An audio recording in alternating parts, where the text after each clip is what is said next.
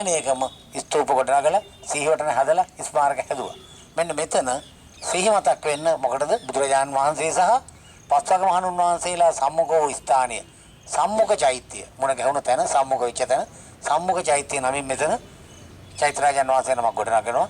පසු කාලීනව ක්‍රිස්තු වර්ෂ 1200 දී වගේ කාලයේදී පොගල් අධිරාජ්‍යවරුන් මේ රට ආක්‍රමණය කරාට පස්සේදී චෞකණ්ඩි නැමැති ප්‍රාදේශීය නායකයෙක් කෙනා මේ පුරවරිය බලන්න. දැන් ඒගොල්ලන්ගේ බල පරාක්‍රමයේ තියෙන කාලෙනේ.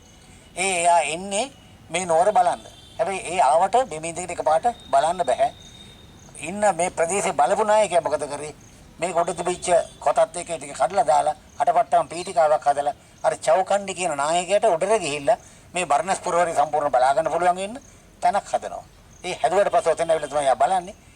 එයා ඇවිල්ලා බලලා ගිය නිසා චෞකණ්ඩි කියන නායකයා ආපු නිසා අදත් මේ ප්‍රදේශේ කට්ටිය මේ චෛත්‍යය කියන චෞකණ්ඩි චෛත්‍යය කියලා. චෞකණ්ඩි කියන ප්‍රාදේශීය නායකයා ඇවිල්ලා බලපු නිසා මුස්ලිම් පාලකයා චෞකණ්ඩි චෛත්‍යය කියලා කියනවා. හැබැයි අපි කියන්නේ චෞකණ්ඩි චෛත්‍යය නෙවෙයි සම්මුඛ චෛත්‍යය. සම්මුඛ කියන්නේ බුදුරජාණන් වහන්සේ පස්වග මහණුන් වහන්සේලාත් මුණ ගැහුණු තැන නිසා සම්මුඛ වුණ තැන නිසා සම්මුඛ චෛත්‍යය කියලා කියනවා. මේ පුරවරයට කියනවා